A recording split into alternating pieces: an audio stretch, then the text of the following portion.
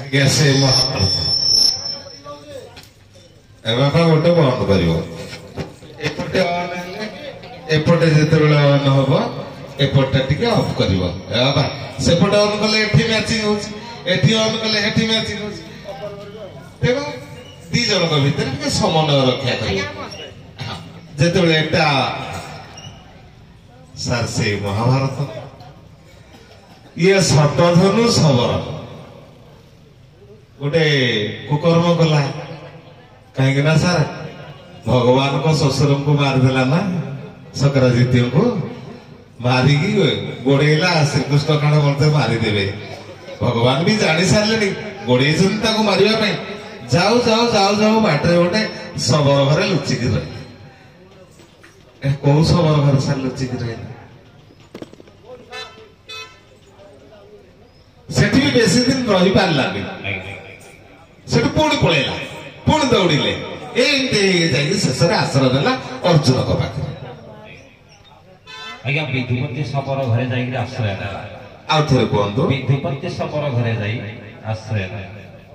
ଆପଣଙ୍କୁ ସେ ଏକା ପ୍ରଶ୍ନ ଆଜ୍ଞା ବିଧୃତ ଶବର ବା ବିବାଦ ଶବର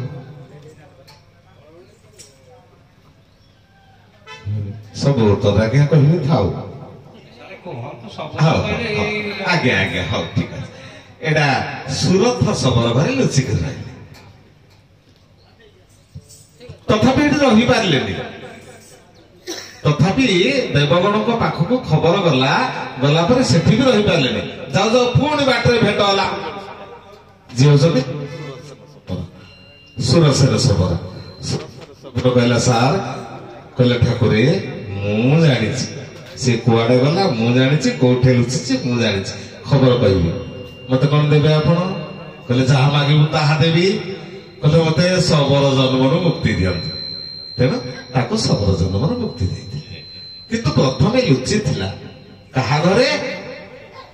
ସୁରଥ ଶବର ଘରେ ଲୁଚିଥିଲା ମୋ ମା ଛୋଟିଆ ଛୋଟିଆ ମାଟି ଆମେ ଆସିଛନ୍ତି ଟିକେ ପାଖକୁ ଆସି ସାରଙ୍କ ପାଖରେ ଠିଆ ହୁଅନ୍ତୁ ଇଆଡେ ଟିକେ ପାଖକୁ ଆସି ଡରୁଛନ୍ତି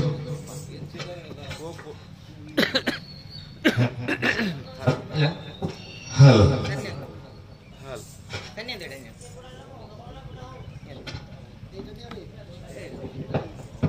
ବାବା ଏ ପୁଅ ମାନେ କଣ ମାନିବା ପାଇଁ ରାଜି ଅଛନ୍ତି ମାନିବା ପାଇଁ ପ୍ରସ୍ତୁତ ନୁହନ୍ତି ସାର୍ କହିବାଟା କହିଦେଲେ ଆମେ ଆମର ମ୍ୟାଚିଂ ହଉ କି ଅନମ୍ୟାଚିଂ ହଉ ଯାହା ହଉଛି ହଉ ମାରେ ଗୋଟେ ଛୋଟିଆ କଥା ପଚାରେ ଜଗନ୍ନାଥ ମହାପ୍ରଭୁଙ୍କ ପାଖରେ ଭୋଗ ଲାଗେ ଲାଗେ ନା ନାଇଁ ଲାଗୁଥିବ ନା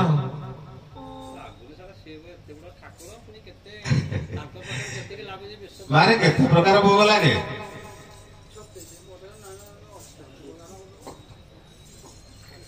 ଯାରେ ମାରେ ଏତେ ଛୋଟିଆ କଥା ହଁ ମାରେ କେତେ ପ୍ରକାର ଭୋଗ ଲାଗେ 56 କୋଟି ଭୋଗ ଲାଗିଥାଏ 60 ପ୍ରକାର ଭୋଗ ଲାଗିଥାଏ 60 ପ୍ରକାର ମା ବି କହିଥିଲେ 60 ପ୍ରକାର ସବୁ ଛୁଆ ଦିନେ ପାଠ ପଢିଲା ବେଳେ କପି କରିଥିଲା କି 56 ବୋଧେ 56 ଭୋଗ ଲାଗେ ହଁ ମାରେ 56 ଭୋଗ ଲାଗେ 56 ପ୍ରକାର ଭୋଗ ଲାଗେ ସାର୍ ଟିକେ ନିରବ ଛୁଆଙ୍କୁ ଟିକେ ପଢଉଛି ଆଉ ଟିକେ ପାଖକୁ ଆସୁନାହାନ୍ତି ଆଉ ଟିକେ ପାଖକୁ ଆସ ଆଉ ଟିକେ ପାଖକୁ ଆସ ଏଇ ଛୁଆ ଛୁଆ ମା ଟିକେ ଆଉ ଟିକେ ପାଖ ବାହାରେ ତମକୁ କଣ କହିବି କାହା ନା ନବା ତ ଦରକାର ନାହିଁ ତଥାପି ତମକୁ ଉପେନ୍ଦ୍ର ସାର୍ ହେଲେ ଭଲ ମାରେ ଉପେନ୍ଦ୍ର ସାର୍ ହେଲେ ଭଲ ମା 56 ପ୍ରକାର ଭୋଗ ଲାଗେ 56 ପ୍ରକାର ଯୋଉ ଭୋଗ ଲାଗେ ସେଥିରୁ ଅନ୍ନ ଭୋଗ ବି ଲାଗେ ଏଇଟା ତ ପ୍ରଶ୍ନ ସେଇଟା ପ୍ରଶ୍ନ ନଥିଲା ସେଟା ସମସ୍ତେ ତମେ ଜାଣିଛ ବୋଲି ଏଟା ପ୍ରଶ୍ନ କରିନଥିଲେ ତଥାପି ବି କହିଲା 60 ପ୍ରକାର ଭୋଗ ଲାଗେ ଆରେ ମା 60 କୋଉଠି ସିନା ଭୋଗ ଲାଗେ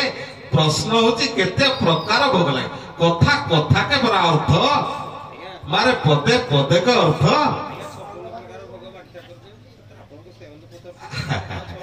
मारे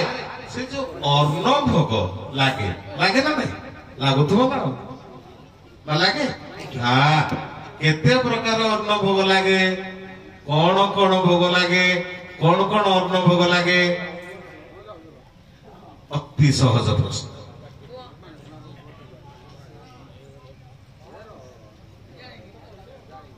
खाली गाधोइबा पखाल खाइबा सोइबा रातिरे नाच करबा मो पाखरे ट्यूशन खाली पिटी पिटी चोपा छड़ी दे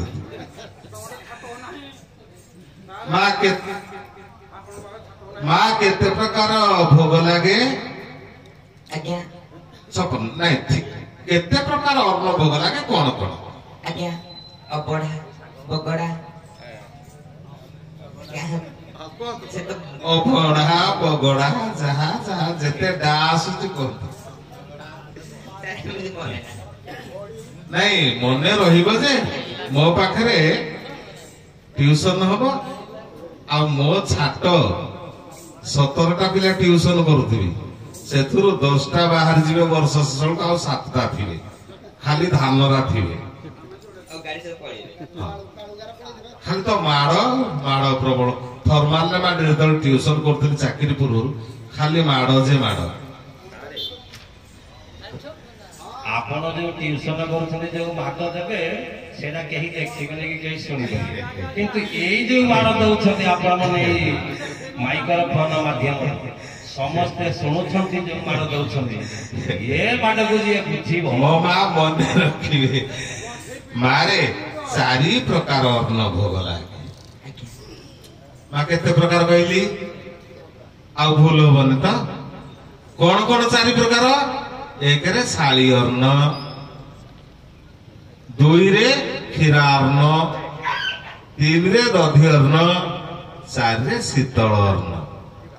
ये 4 प्रकार अन्न भोग महाप्रभु पाखे लगे हो उभय कलाकार मोर मंच पुरुष सम्मान विदाय दियंतु।